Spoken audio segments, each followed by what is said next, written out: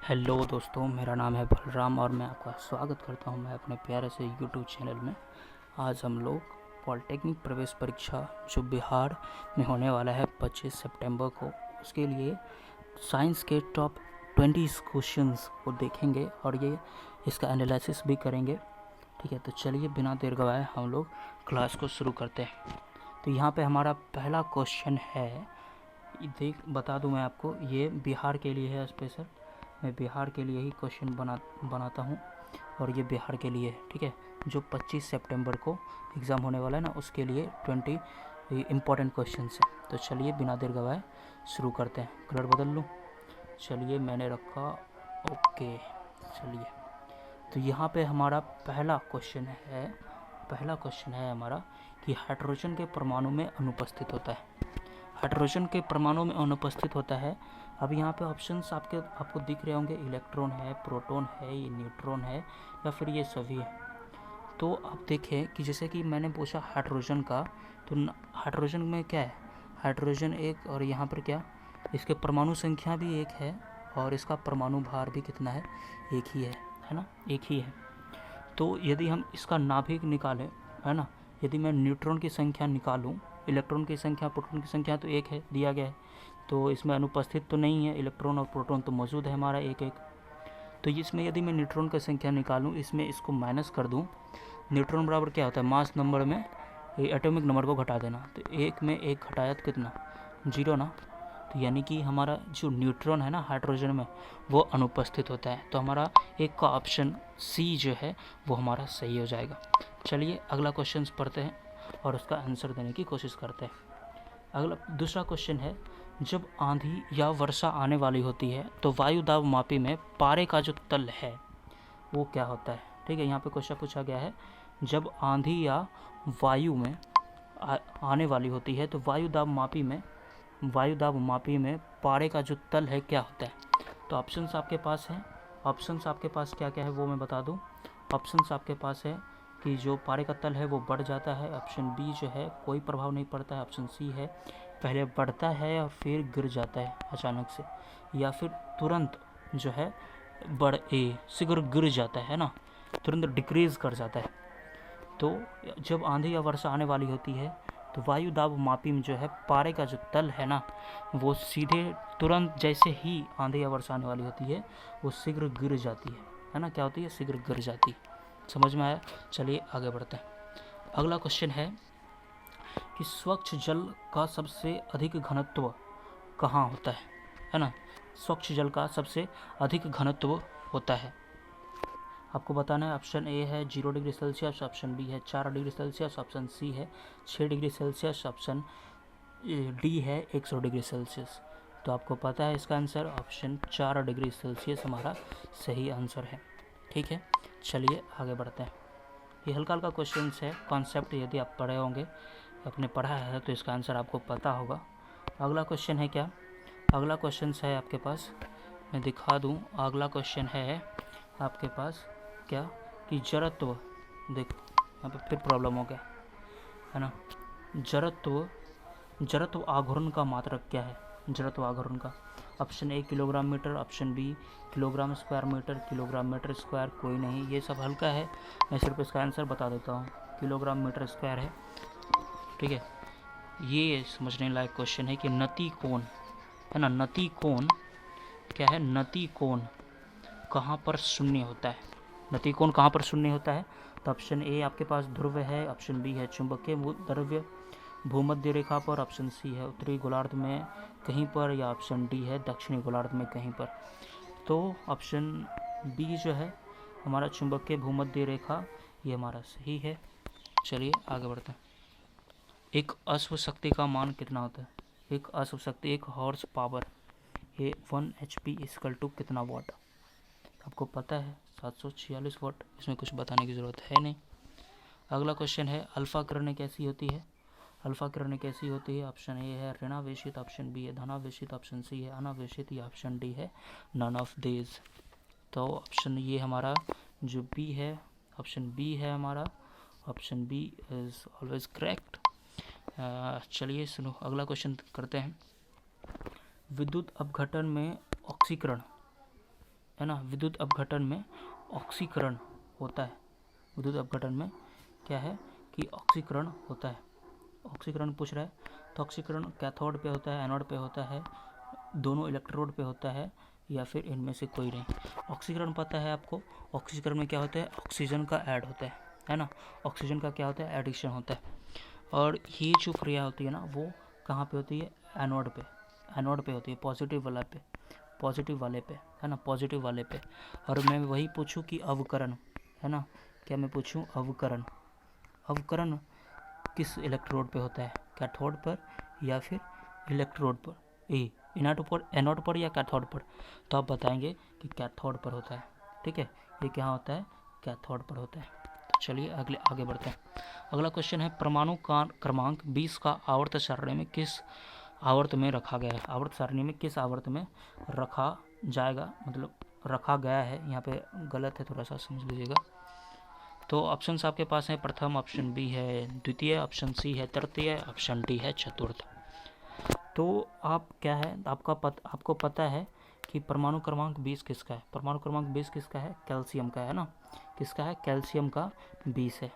तो जब यहाँ पे पूछ रहा है आवर्त ना कि वर्ग, है ना, वर्ग दूसरा में है ये, है ना, ये आपको ट्रिक पता है ना, बेटा मांगे कार स्कूटर बाप राजी, वही वाला, बेटा मांगे कार स्कूटर बाप राजी, कैल्शियम यहीं पे है ना, तो दूसरा में है, दूसरा वर्ग में है, लेकिन यहाँ पे पूछा गया है आवर्त, तो कन्फ्यूज मत होना है। इसका आप इलेक्ट्रॉनिक कन्फिग्रेशन निकालो, तो आप निकालोगे तो क्या आएगा, 1s2 2s2 2p6 3s2 3p6 या फिर 4s2, है ना, 4s2। अब जिस सेल में ये लास्ट में ख़त्म हुआ है ना, वही उसका आवर्त है, वही उसका क्या है, आवर्त है। तो चार है ना, देख लो 4 है ना, तो ये चौथा आवर्त में स्थित है।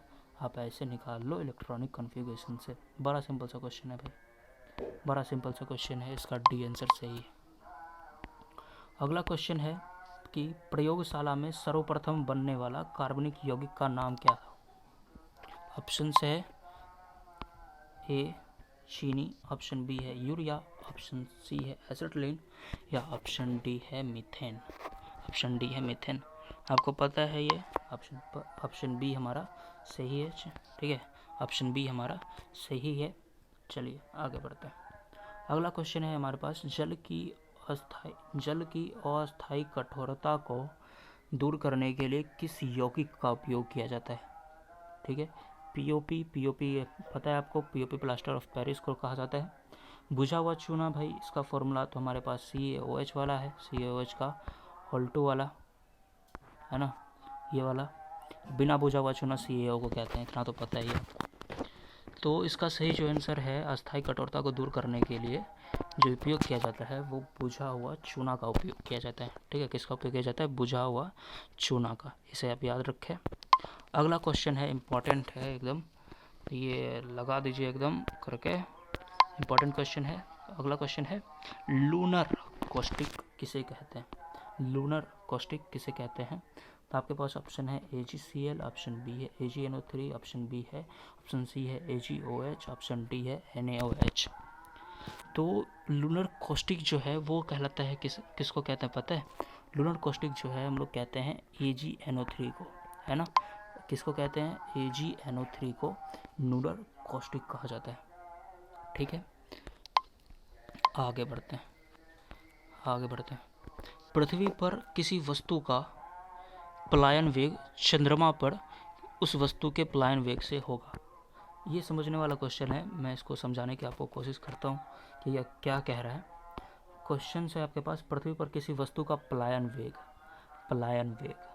पृथ्वी का पलायन वेग पता है आपको, 9.8 मीटर पर second square. Acceleration due to gravity भी हम इसी को कहते हैं, है ना, सबका अलग अलग है। सूर्य का 11.2 है किलोमीटर पर सेकेंड, ऐसे करके है।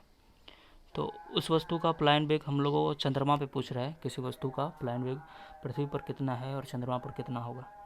तो आप जानते हैं कि पृथ्वी का जो मास है, मास, और चंद्रमा का जो मास है, किसका मास ज़्यादा है, अर्थ का मास ज़्यादा है। अर्थ का मास भी ज़्यादा है और इसका क्या है, ये इसका वॉल्यूम भी ज़्यादा है, वॉल्यूम ज़्यादा है यानी कि ये क्या है, इसका रेडियस भी ज़्यादा है इसके अपेक्षा, है ना, इसका रेडियस भी इसके अपेक्षा ज़्यादा है। तो अर्थ का जो पलायन वेग होगा ना, चंद्रमा के पलायन वेग से हमेशा क्या होगा, मतलब बड़ा ही होगा, है ना, कैसे भी करो तो बड़ा ही होगा। तो हमारा क्या होगा, यहाँ पे पूछ रहा है चंद्रमा पर, तो चंद्रमा पर क्या होगा, उस वस्तु का पलायन वेग कम होगा। ठीक है, चलिए आगे बढ़ते हैं। अगला क्वेश्चन है वायुमंडलीय दाब का मात्रक है। वायुमंडलीय दाब का मात्रक है। क्वेश्चन क्या है भाई, वायुमंडलीय दाब का मात्रक। वायुमंडलीय दाब का मात्रक यानी कि P इजकल टू क्या होता है formula, force upon area. Force को हम लोग करते हैं न्यूटन से और एरिया को करते हैं मीटर स्क्वायर से। तो हमारा ऑप्शन का newton, option B newton metre, option C newton metre square, ये हमारा सही है। देख लो वायुमंडलीय दाब। उसी प्रकार से है विद्युत क्षेत्र की तीव्रता, तो ऑप्शन का न्यूटन कूलम हमारा सही है ना, ऑप्शन न्यूटन कूलम हमारा सही है। अगला क्वेश्चन है 16 नंबर, किसी वस्तु की अधिकतम चाल कितनी हो सकती है। किसी वस्तु की अधिकतम चाल कितनी हो सकती है, जो प्रकाश की चाल है ना वही सबसे अधिकतम चाल होगी किसी वस्तु की चाल से, तो हो सकता है 3 × 10⁸ मीटर पर सेकेंड। ठीक है, आगे बढ़ते हैं। ट्रांसफार्मर का क्रोड, यहाँ पे स्पेलिंग मिस्टेक है लेकिन आप समझ लो कि क्या कह रहा है क्वेश्चन। यहाँ पे पूछा गया है कि ट्रांसफार्मर का जो क्रोड है, एक क्रोड है, ये वाला क्रोड है वो किससे बनाया जाता है। ऑप्शन ए आपके पास है पीतल, ऑप्शन बी है नाइक्रोम, ऑप्शन सी है एल्युमिनियम, ऑप्शन डी है नरम लोहा। तो आपके पास 4 ऑप्शन है, यदि आपको आंसर पता है तो आप कमेंट में इसका आंसर दें। ऑप्शन डी हमारा आंसर सही है, मैं बता दूं, option D is the right answer. नरम लोहे का उपयोग किया जाता है क्रोड बनाने में। अगला क्वेश्चन है कि प्लांक नियतांक किसका मात्रक है। ठीक है, बड़ा सा कन्फ्यूजन सा क्वेश्चन है भाई। प्लांक हम लोगों ने आज तक पढ़ रखा है क्या, कि प्लांक नियतांक का वैल्यू पता है आपको। इससे प्लांक नियतांक का वैल्यू पता है ना, तो आपको आसानी हो जाएगा इसको समझने में। प्लांक वैल्यू का जो वैल्यू है वो 6.63 × 10⁻⁻34 है ना, -34 जूल इंटू सेकेंड होता है। जूल इंटू एस होता है, डे है ना, सेकेंड होता है, समझ में आया। तो ये आपको क्या कह रहा है कि इसका जो मात्रक है ना, जूल इंटू सेकेंड, इससे आप क्या करो, इसका क्या कहते हैं उसे, डायमेंशन निकाल लो, डायमेंशन फार्मूला निकाल दो। जब निकालोगे तो जूल का हम लोगों ने पढ़ा ml²T-2 और के एस का क्या पढ़ा हम लोगों ने, टी, सेकंड के लिए टी सूचित करते हैं ना, तो इसका जो बन जाएगा वो हो जाएगा ml²T-1 है ना, ml²T-1। आप इसमें देख लो किसका ये जो मात्रक है वो मिल रहा है। तो कार्य का हमें पता है, ये होता है ml²T-2 है ना, ml²T-2। ऊर्जा का भी तो वही है भाई, ऊर्जा का भी वही है। तो हम चलिए कोणीय संवेग का निकालते हैं, एंगुलर मोमेंटम का हम लोग डायमेंशन निकालते हैं। और तो इसका फॉर्मूला आपको पता है, एल बराबर क्या होता है, एल बराबर होता है MVR यानी मास, वेलोसिटी एंड रेडियस। रेडियस का भी हम लोग मीटर में मापते हैं, तो इसके लिए हम लोग एल यूज़ कर लेंगे। ठीक है, तो मास के लिए मैंने मास यूज़ किया, वॉल्यूम है तो यानी कि L/T मीटर पर सेकेंड, एंड ये क्या है L है ना, ये क्या है L। ये इसका क्या बन जाएगा, तो आप देख लो, इसका बन जाएगा सिंपल सा ml²T-1 सेम आ रहा है ना, तो कोणीय संवेग हमारा सही आंसर है। बच्चा को हराने के लिए दे देता है इतना हल, मतलब कि बच्चा फंस जाए और अगला क्वेश्चन छोड़ दे। घबराना नहीं है, जब तक हम आपके साथ हैं, निकलेगा पॉलिटेक्निक। चलिए अगला क्वेश्चन बढ़ते हैं। 19 नंबर इम्पॉर्टेंट क्वेश्चन में से एक है ये। आपको पूछ रहा है यहाँ पे कि एक विद्युत क्षेत्र विक्षेपित कर सकता है, क्या विक्षेपित कर सकता है, एक्स किरण ऑप्शन बी है, न्यूट्रॉन ऑप्शन सी है, गामा किरण या अल्फा किरण। तो आपको बताना है कौन सा सही है। सॉरी इतना बड़ा कर दिया था मैंने, तो कौन है आपका सही आंसर। तो एक विद्युत क्षेत्र विक्षेपित कर सकता है, एक्स किरण को तो नहीं कर सकता भाई, ये गलत है। न्यूट्रॉन को भी नहीं कर सकता, गामा किरण को भी नहीं कर सकता, तो ऑप्शन डी जो है हमारा alpha Kiran is the right answer. Alpha Kiran is the right answer. अच्छा, अब 20 आप खुद से ट्राई करो, ठीक है, आप बीट्स जो है खुद से ट्राई करो, बनता है तो सही है, लेकिन मैं अभी बता रहा हूँ कैसे ये बनेगा। यहाँ पे क्या पूछ रहा है, एम द्रव्यमान का पिंड की गतिज ऊर्जा ई है, तो उसका संवेग क्या होगा। संवेग बराबर, आप फॉर्मूला आप जानो पहले। संवेग बराबर क्या होता है, संवेग बराबर होता है P बराबर एम भी, है ना, और गतिज ऊर्जा यानी कि काइनेटिक एनर्जी जो होता है वो होता है हाफ एम बी स्क्वायर, है ना, क्या होता है, हाफ एम बी स्क्वायर। यहाँ से पूछा क्या गया है, गतिज ऊर्जा के बारे में बता दिया गया।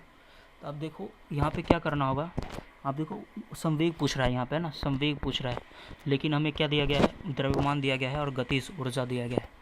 तो मैं क्या करूँ कि P बराबर एम भी में यदि मैं 1/2 करूँ, है ना, 1/2 करूँ, 1/2 M V, 1/2 M V into two V करूँ, तो देखो कोई फ़र्क पड़ रहा है क्या, 2 से 2 कैंसिल, है ना। जो पहले फॉर्मूला था मैंने वही लिखने की कोशिश की, यानी कि v एक बार और लिखना पड़ेगा, v एक बार और लिखना पड़ेगा मेरे को, v, है ना, P बराबर एम बी सिर्फ मेरे को लाना था।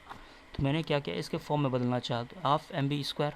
अब देखो इसके जगह मैं क्या लिख सकता हूँ, है ना, हाफ, देखो हाफ एम वी स्क्वायर, यहाँ से आ जाएगा हाफ, देखो ये वाला उठा लो आप भाई, कलर बदल लूँ, आप सबको समझ में आएगा अच्छा से, ठीक है।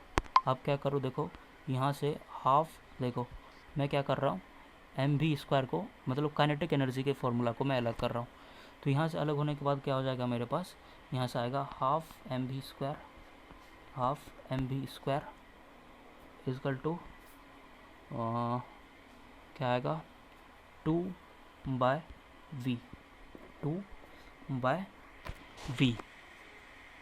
ठीक है, 2/v आएगा। उसके बाद क्या करना है, अब इसके जगह मैं क्या करूँ, ई यूज़ कर लेता हूँ ना, काइनेटिक एनर्जी के लिए ई यूज़ कर सकता हूँ मैं। एंड क्या करूँ मैं, v की वैल्यू निकालने के लिए, v की वैल्यू क्या आएगा, अब सोचो ज़रा, v की वैल्यू मैं क्या पुट कर सकता हूँ, v की वैल्यू मैं यदि काइनेटिक एनर्जी से निकालूँ तो क्या आएगा, v की वैल्यू इधर 2 भेज देता हूँ, यानी रूट 2, है ना, रूट 2/m आएगा, है ना, रूट 2/m आएगा, रूट 2/m आएगा, ठीक है, रूट 2/m आएगा।